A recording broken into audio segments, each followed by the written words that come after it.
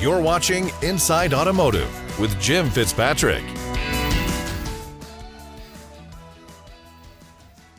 Hey everyone, Jim Fitzpatrick. Thanks so much for joining me this morning on CBT News. Stellantis is facing challenges in its North American operations.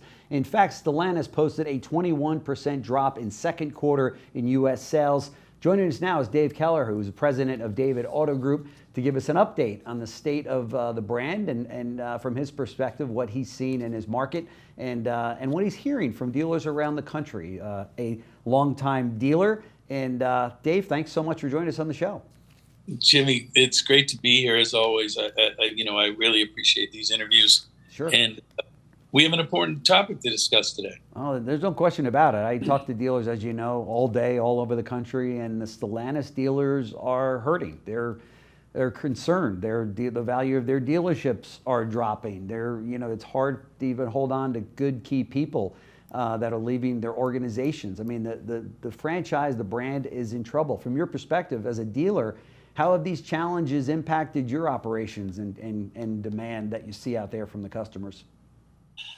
Yeah, the challenges have been dramatic. I mean, as public record states, we went from about a 12% share to about a 6% share. Yeah. And a lot of people have come up with a bunch of different reasons why. And clearly, to me, it's that we've mismanaged inventory. I used to be able to say proudly, as a Stellantis dealer, or I should say as an FCA dealer, and prior to that, a Chrysler dealer, that we had something for everybody. Yeah.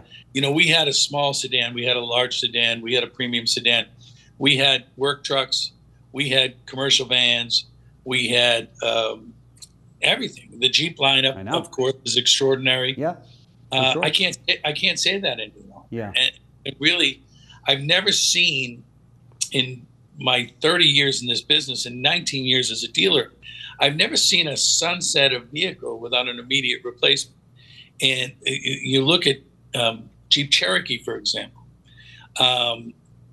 The replacement for Cherokee isn't coming out for 2 years. Mm-hmm. I guess it's 18 months now, but you know how that'll work. And they just decided to kill the previous model. Now, that's the most popular segment in the United States. Yeah. That mid-size SUV. Yeah. And we're not represented in it any longer. Mm. The Renegade is gone. Charger and Challenger, for example, those weren't high volume cars, but right. but they created share, right? Probably That's three quarters of a point of share. Durango is basically not being supported because they don't want to tie with the fuel economy, the economy standards. So we've got a lot of gaps in our lineup now that we never had before. So really, to me, that 6% drop in share is largely attributable to that. Yeah. That we're not building cars any longer. Yeah. Which and for the dealer's perspective, Jim, you understand we rely on transactions. Yeah. So when my volume goes from 185 cars a month new to 100 cars a month new, I lose 85 transactions. That's right. But let me tell you, as you know better than as well as most, Stellantis dealers are resilient. Yeah. And we know how to battle through. We've been through bankruptcies. Some of the dealers that I represent walked on the Hill with Lee Iacocca. Wow. I certainly walked on the Hill to help save the company in the last bankruptcy. And that was a very difficult fight. We've been through hell and back. And a lot of times we joined arm in arm with our manufacturer to help save the company. Oh, no question. No question. They would say, we need orders or we're not going to survive. That's and right. We would order cars that we didn't need because we wanted to help them survive. And I can't say that right now. I tell you, the last NADA report I saw had us going from the top third in dealer satisfaction to the bottom. I mean, we're literally at the bottom in each brand in dealer satisfaction right now with the NADA attitude survey. Right. And so, we're not, I don't feel like we're partners with our manufacturer anymore. Yeah. What's the message from the leadership at Stellantis to its dealers? What are they telling you? Because obviously they're hearing this as well, right? They're well aware of the issues and the problems that exist. What's the message from them to the dealer community? You know, hold your breath. Everything will be okay. I mean, it's not. First of all, I was very encouraged by Carlos Zerlenga, who took over North American operations. When he first came out, he came within 2 days of taking over the job. He met with the dealer council in Las Vegas at NADA. We had a terrific meeting with him. I was very encouraged, and we really haven't seen him since. I mean, it was a dealer meeting, a top 100 dealer meeting in Detroit, but again, a lot of lip service, nothing carried through with. And Mr. Tavares, other than his appearance at our dealer meeting in Las Vegas, which we were grateful to have, we have not seen him at all. He doesn't come to, certainly haven't seen either one of those guys at dealer council. So there's a little bit of anguish there. Because of course. We have some important things to say. And I'll tell you, the managers we meet with, we love them. They're very intelligent people. Matt Thompson is now running North American sales. Mike Koval's running Mopar. These are both very intelligent, great guys, but they're limited in what they can do. Sure. And these aren't guys that can look at you and say, "Oh my God, that sounds like a great idea. Let's get Cherokee back on the road again." Yeah. They're not guys. I think, and I'm concerned because they keep using this word transition. Yeah. And I'm concerned that they're making the awful decision to try to transition the American dealer body into an agency model that runs in Europe, which those guys make low margins. I know. They simply just order cars for people. Yep. They work out of storefronts. Yep. And I think they're looking at that and saying, well, and they analyzed us during the pandemic where we were all making a bunch of money. Yeah, of course. So of course. And selling everything that you had on your showroom and your lots. Anything, I had people waiting for trucks to come in. Yeah. So they look at that and go, well, wait a minute, what do we need a dealer for? Yeah. in its current capacity to do this, right? They're making all this money, and so look, if instead of making 4% return on investment on sales, they make a 1% return on sales. We hope they'll be happy with that. Yeah. And we'll get to keep the other 3%. Right. Well, to be honest with you, I'll say that that's a dumb idea. Yeah. In the North American marketplace, that's not the way it's done. Right. It's not it's not the people we're competing against. The North American, we have to maintain inventories on our lots.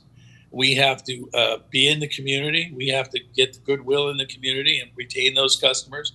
And it's very difficult to do right now. Yeah, for sure. And that's not why you made the multi-million-dollar investment in your stores and your lots and your real estate and your people, not to have that thrown at your face, right? No, and we made those investments over and over and over. That's right. There was Project Genesis that told us we needed to merge all of our brands, and then there was the second project that made us put arches in the front, and we did those things every time. We reinvested in our businesses at the behest of our manufacturer. Yep. And I think a lot of those moves were good moves. Sure. But we're not enriching the brands right now. We're not taking care of, and so it's funny. I'll tell you a quick anecdote. I was coming back from a 20 group meeting. I was in Coeur d'Alene, and I run into another dealer who's on the same flight I am. It was Connector out of Dallas, and a good friend. He's in New Jersey, a Stellantis dealer, and he's coming back from a meeting in Tahoe. And I said, "What did you guys work on?" He said, "Well, we worked on cutting expenses, increasing our used car volume, and our fixed operations." And I said, "Well, we worked on the same thing. We worked on exactly the same thing." So they're silly if they think that we're not going to react to a model that provides for our families, provides for our employees, that provides for the community. We're going to do that no matter what. And if we can do it, if we have to do it without selling new cars, well, we'll do that. Right. And I can't understand how that's a good business model for them. Yeah. Let me ask you this question. As you know, I talk to dealers all over the country every day, and some on air and then some not on air because of the fact they want to remain anonymous anonymous in terms of what they tell me, but I have heard from more than one of your colleagues in the form of Stellantis dealers that they feel as though there needs to be a change made at the very top of the leadership in Stellantis. You know what I'm talking about. And would you agree or disagree with those sentiments that's out there? Well, I'll put it this way. When Mr. Tavares came in, I did a great deal of research. I had 30,000 shares of Stellantis stock. I bought another 20,000 shares. Mm-hmm. That stock, cut to 29. Seeing what was going on, I sold the stock at 22 and a half, the entire 50,000 shares. Yeah. It's now at 15. So I guess that was a good deal I made. I would have liked to have sold it at 29. Yeah. But, the stock has dropped from 29 to roughly 15. I don't know what it's at today. Mm. The share has dropped from 12 to 6. So I'm not quite sure how. I measure all of my employees. Yeah. Each one of them has a process to execute and then metrics that drive their performance levels. So I'm not sure what they're rating. Mr. Tavares, I have no bone against him, but I don't know what they're rating on. And I'll be as blunt as I can, because my concern is we've damaged the Jeep brand considerably. Mm-hmm. We've damaged the Ram brand considerably. Chrysler and Dodge are basically not even brands any longer. Right. And I hope they can be revived. I think every day and every month that goes by without this company making a serious change in direction mm-hmm. is going to make it more difficult to get back the brand equity that Mr. Marchione. Yeah. Mr. Marchione, when he came in, he went right to engineering. Mm-hmm. We didn't see him for a year, Jim. And we were saying, when are we going to meet Mr. Marchione? When are we going to meet Mr. Marchione? Yeah. He went into engineering and he built the entire product portfolio. Wow. He built things like the 200 sedan, which had that great M&M commercial. Yeah. He built products and guided our whole lineup for the next 10 years. Yeah. I believe that these executives came in and they went right to accounting and figured out how much can we trim. And there's an old axiom in our business that says you can't expense yourself to a That's right. profit. That's right. And I think that's what they're trying to do. But if you don't have any revenue, and dealers aren't ordering cars, I know we're not, and it's becoming an issue. Yeah. For Stellantis, and that becomes an issue ultimately for us, of because course. as the weakens, then we weaken. Yeah, you're definitely dependent on each other for sure, 100%. Yeah. So can I call for anybody's resignation? I'm not in a position to do that. I don't think that's certainly above my pay grade. But I can just say that if I'm looking at the metrics right now, it appears to me that, as much as I can see, because they haven't told us anything, that the plan that they have is a flawed plan, and that it's going to cause a catastrophe if we don't address it in the short term. Yeah, yeah. And I think that's what frustrates most dealers that I speak with, is that it's one thing to be in this situation, but we need that vision from the leaders to say, share it with us. What is it? Where are we all headed? Because to your point, Stellantis and Chrysler have been through so much together, and you're always, there for them. And but it sounds like you need a clear path forward, and you need to know about it. What are the plans? If we're going to hang in on this. Well, we do. And Mr. Tavares and I had exchanged emails, and I told him that meeting in Las Vegas was the first meeting in 9 years that Stellantis dealers had had. Yeah. We were eager to get there, and I told him in my email that this is really great. And he didn't understand the history that we hadn't met in 9 years. And I said, listen, you get these dealers up and revved up, and they'll go out and they'll run through walls for you. Yeah. And they will, you're going to see an immediate bump in share because they'll be excited. And everybody has different talents. And when Mr. Marchione met with us for the first time in Orlando, I'll never forget the meeting. And he got up and spoke, and it was the famous Promise for a Promise speech that he gave. It was really something that no one will ever forget. Yeah. His speech. And we went out then, and we were ready kill for this guy. Sure. Everybody's got different strengths. Mr. Marchione was obviously very charismatic. Oh yeah. And a great leader of his team. Mr. Tavares was much more book smart with us. Yeah. I mean, very, very technical with us. And I don't know that anybody came out of that meeting saying, "Hey, let's go." I think it was a little bit more subdued than that. So again, everybody's got their strengths. I think that the team, Mr. Tavares and his team, had a definitive plan.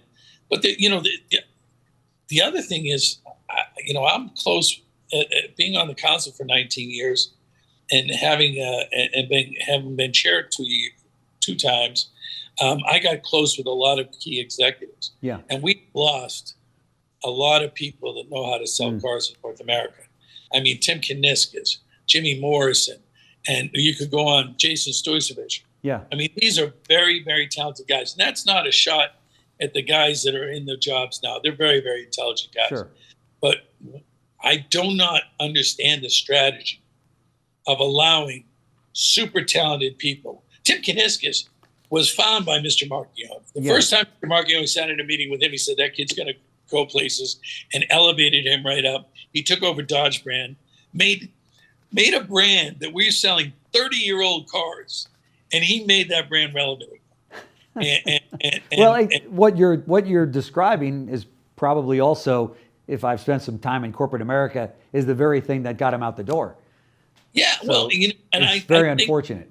I think you're exactly right. Yeah. I think he went into board meetings and said, "This is what we need to do." Right. And when he ran up against walls, I think Tim just ran out of gas and decided it was time for the sunset. Yeah. And I think, and this is unfortunate, but I think they looked at it and said, "Hey, great, we just saved an executive salary." Yeah. And to me, that's sad. That is. We had two business center directors when they consolidated business centers, and the Mid-Atlantic, which I was part of, consolidated with the Northeast, and the Southwest consolidated with the West, I believe.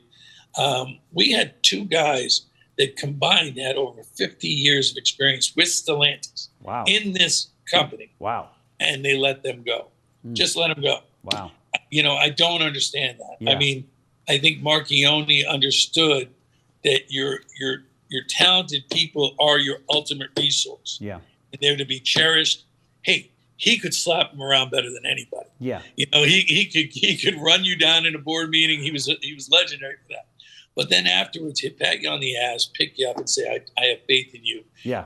And those guys would run through a wall for him. Yeah. Yeah. For sure. And right now, I can tell you, the morale, not only with the dealers, but with their key executives, I believe, is very challenged. Yeah, there's no question about it, and it's unfortunate to see, especially in times like these that are pretty good for dealers right now. As you know, they've been great for dealers over the last 4 years, but they're still good. And to have dealers, reporting the kinds of sales that you were just touching on there, from 185 down to 100, and it affects, of course, used car sales as well. And of course, your fixed ops are affected by units in service, and it's got this rippling effect. And there's what we talked about earlier. There's just no clear strategy put forward that you can sink your teeth into to say, "Let's go, let's do this. We get it." Well, beyond that, he's been public with saying that we're going to put all of our eggs in the EV basket. And the other manufacturers, you can see, have pulled back on that. Oh, 100%. I mean, they haven't pulled back 100%, but 100%, I agree with you that yes, they're like, wait a minute, the EV market just isn't there. The consumer is not ready for that. Right. So if we're going to replace anything with a pure EV, I mean, you're talking about, if a dealer was doing 20 a month, he's going to do 3. Yeah. Because there's just no market for it right That's now. right. That's right. So I would say if your fine is $150 million, but the platform can bring with an ICE with an ICE engine can bring it $2.5 billion, I would do pay the fine. That's right. Fine. That's right. I just had a great talk with our Pennsylvania Senator Casey, and I talked about exactly this, that the market just isn't ready yet. And I asked him to start working on an idea where we could ease back on these, these fines until the infrastructure is ready. Yeah. There's technology coming where we're going to put coils in the road. You'll be charging your car as you're driving. You'll pull up at a parking spot. It'll be a charger.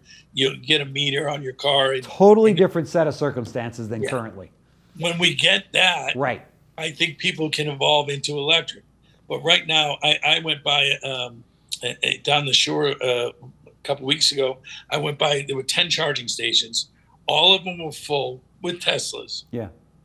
There were 5 Teslas waiting to get in.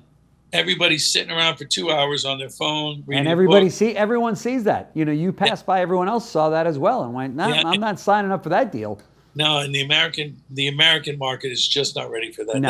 No. They move too quickly. No, they care about the environment, but they don't care that much about the environment. No.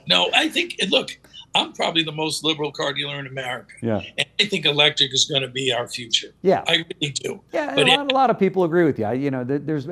It's got to evolve. It can't, it can't be, as one, guest that I had that was Bob Nardelli was just here in the studio, and he was obviously the former chairman of Chrysler during the very tough years, and he said it needs to be more of an evolution and not a revolution.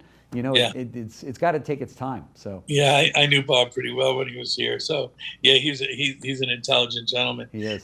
Just if we're putting all of our eggs in that basket, this is going to become a more dire situation. Yeah, no question. Sure. What kind of an impact does either party have on the auto industry? Is that a concern of yours if it goes one way or the other? Well, again,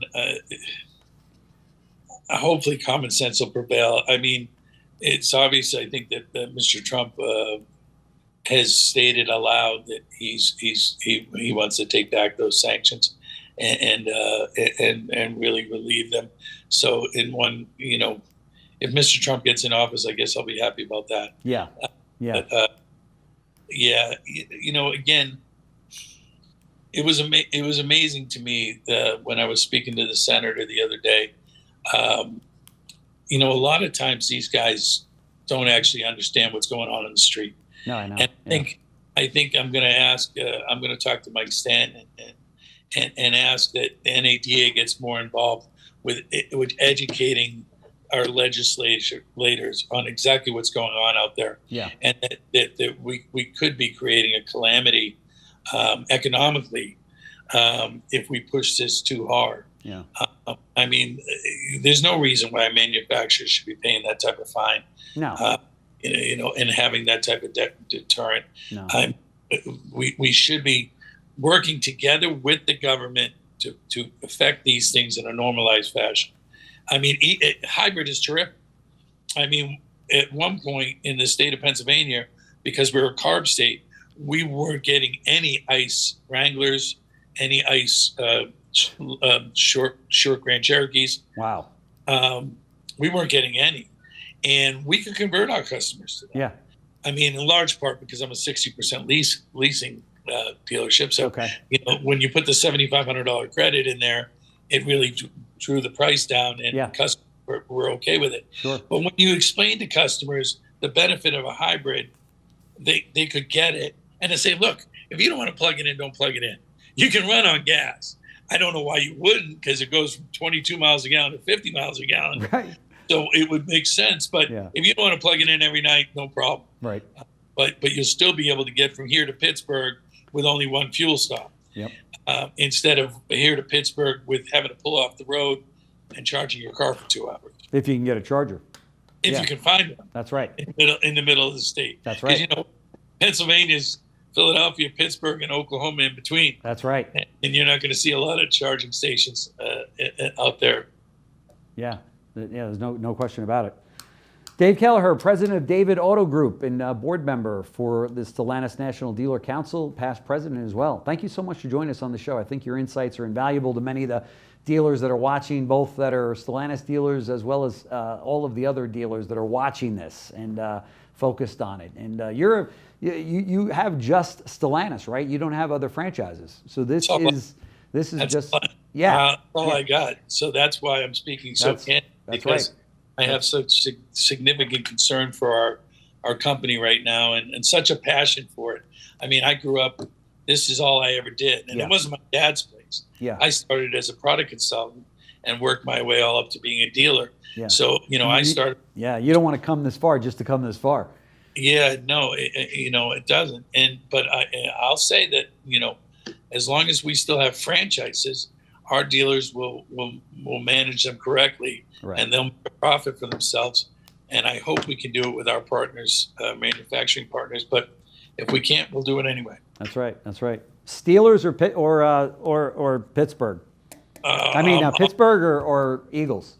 I'm all Eagles, baby. I've been a season ticket holder for 20 years. They going to do it this year? I have the entire offensive line in cars, and I have the kicker in a car. I have 8 Eagles in cars right now. That's how committed I am. There you go. That's committed. No question about it. All right, man. Thank you so much. Really appreciate it. Jimmy, it's a pleasure. All right. Stay well. Thanks for watching Inside Automotive with Jim Fitzpatrick.